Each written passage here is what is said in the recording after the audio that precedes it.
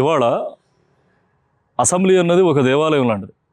దేవాలయానికి మిమ్మల్ని పంపించారంటే ఆ నియోజకవర్గంలో ఉన్న సమస్యల గురించి, ఆ నియోజకవర్గంలో ప్రజలు పడుతున్న ఇబ్బందుల గురించి అసెంబ్లీలో చర్చిస్తారని, చర్చించిన తర్వాత దానికి కావాల్సిన ఫండ్ రూపంలో కానివ్వండి, అక్కడ ఉన్న సమస్యలను క్లియర్ చేయడానికి అసెంబ్లీ అన్నది ఒక వాడతారు. ఇవాళ అసెంబ్లీని 164 మంది ఎమ్మెల్యేలు ఈ కూటమి గవర్నమెంట్ ఏ విధంగా తయారు చేసిందంటే ఒక కల్చరల్ ఈవెంట్ కార్యక్రమం, అంటే ఒక స్టేజ్ లాగా ఏర్పాటు చేసింది. అదొక డయాస్ అనమాట. అసెంబ్లీ అన్నది ఇవాళ కూటమి ఎమ్మెల్యేలకు ఎలా తయారైపోయిందంటే కల్చరల్ ఈవెంట్స్ నడుపుకోవడానికే.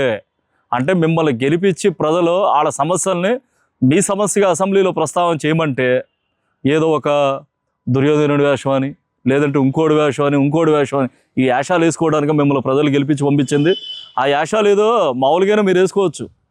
మీరు వెళ్ళకుండా ఉంటే మీ ప్లేస్లో వేరే వాళ్ళు వెళ్తే మీ సమస్యల గురించి వాళ్ళన్నా డిస్కషన్ చేస్తారు కదా. అవి లేకుండా కల్చరల్ ఈవెంట్స్ అని, ఎమ్మెల్యేలకి కల్చరల్ ఈవెంట్స్ ఏంటి? ప్రజల కోసం కష్టపడాల్సింది. అంటే డబ్బుల కోసమా? మీరు డబ్బుల కోసం ఎమ్మెల్యేలు అయ్యారేంటి? కల్చరల్ ఈవెంట్స్ ఏంటి? దేని గురించి మీరు ఈవెంట్స్లు పెడుతున్నారు? అసెంబ్లీ సమావేశాల తర్వాత మనుషులు రిలాక్స్ అవ్వడం కోసమా? మీరు ఏమి సాధించారని? ఈ శీతాకాల సమావేశాల్లో మీరు పెట్టిన బడ్జెట్ సమావేశాల్లో మీరు పెట్టిన బడ్జెట్ కానివ్వండి, నిరుద్యోగ భృతి ఏమైనా పెట్టారు ఆ బడ్జెట్లో? తర్వాత ఒంటరి మహిళలకి ఈ రోజు వరకు మీరు కొత్తగా ఇచ్చిన ఫంక్షన్ లేవు. అదేంటంటే ఫోజ్ అంటున్నారు, అంటే భర్త చనిపోయిన అమ్మాయికి భార్యకి ఇవ్వడం అంటున్నారు. కొత్తగా మీరు విడో ఫంక్షన్లు కానీ ఏదైనా ఇచ్చిన సందర్భాలు ఉన్నాయా? అలాగే ప్రతి సంవత్సరం 18 ఏళ్ళు దాటిన అమ్మాయికి కానివ్వండి 60 ఏళ్ళ వరకు నెలకు 1500 రూపాయలు చొప్పున ఇస్తానన్నారు. అదేమన్నా ప్రస్తావన ఉందండి? ఉద్యోగం వచ్చేదాకా అన్ఎంప్లాయ్మెంట్ ఉన్న వాళ్ళందరికీ ప్రతి నెల 3000 రూపాయలు ఇస్తానన్నారు. అదేమైనా ఉందా? పాదయాత్రలో లోకేష్ చెప్పాడు 20 లక్షల ఉద్యోగాలు ఇస్తానని. ఇప్పటికి 1 లక్షల ఉద్యోగాలు ఇచ్చారు. వాటి గురించి డిస్కషన్ లేదు. ఎంతసేపు లడ్డు లడ్డు లడ్డు. ఓకే రైట్, లడ్డు గురించి డిస్కషన్ చేశారు. మళ్ళీ కల్తీ పాల గురించి ఎందుకంటే డిస్కషన్ చేయాలా?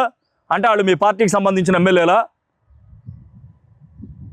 అదేంటంటే ఇవాళ మళ్ళీ ఇంకోటి కొత్తగా 2-3 రోజుల నుంచి ట్రోలింగ్ అవుతుంది. చంద్రబాబు నాయుడు గారు ఏమో డిప్యూటీ ప్రధాని అవుతారని, ఇక్కడ లోకేష్ గారు సీఎం అవుతారని. దీంట్లో తప్పే ఉందండి. 94లో చంద్రబాబు నాయుడు గారు అధికారంలోకి అయినప్పుడు ఎన్నుపోటు పడిచి 95లో ఈయన సీఎం అయ్యాడు. ఇలా నారావారి కుటుంబంలో డైరెక్ట్గా ఎవరు సీఎం అయ్యే ఇది లేదనమాట. వెన్నుపోటు రాజకీయాలకి కేర్ ఆఫ్ అడ్రస్ నారావారి కుటుంబం. ఆ రోజున ఆయన వెన్నుపోటు పడిచి సీఎం అయ్యాడు. ఇవాళ తండ్రిని అక్కడ పంపించి కొడుకుని సీఎం చేస్తారు. అంటే ప్రజల చేత డైరెక్ట్గా లోకేష్ సీఎం అవ్వలేడు. తర్వాత ఇంకోటి అంటారు, మీరు అడగొచ్చు ఇంకో డైలాగ్ అని, మరి పవన్ కళ్యాణ్ గారు ఉన్నారు కదండి అని. ఆయన 15 ఏళ్ళు కూలి పని చేస్తానన్నాడండి. ఆయన 15 ఏళ్ళు కూలి పని చేస్తానన్నారు. కూటమి గవర్నమెంట్ని నేను 15 ఏళ్ళు నా బుధ స్తంభాల మీద నడుపుతానని చెప్పిన వ్యక్తి ఆయన. చాలామంది అంటున్నారు ఆయన సీఎం అవుతాడు. ఆయన ఎలా అవుతాడండి సీఎం? ఇంకా చంద్రబాబు నాయుడు గారు రాష్ట్ర ప్రయోజనాలు తాకడ పెట్టాడు కదా. 2014 కంటే 2019 వరకు సేమ్ ఇలాగే సంఖ్యలో ఉన్న గవర్నమెంట్కి ఆ రోజు ఆయన మద్దతు ఇచ్చాడు. ఇవాళ అలాగే మద్దతు ఇచ్చాడు. ఆయన వ్యక్తిగత ప్రయోజనాలు ముఖ్యం, ఆయనకి రాష్ట్ర ప్రయోజనాలు ముఖ్యం కాదు. ఆయన డిప్యూటీ పీఎం అయితే ఏంటండి, లేదంటే ప్రెసిడెంట్ ఆఫ్ ఇండియా అయితే ఏంటి, ఆంధ్రాకి ఏ ఉపయోగం ఉండదు.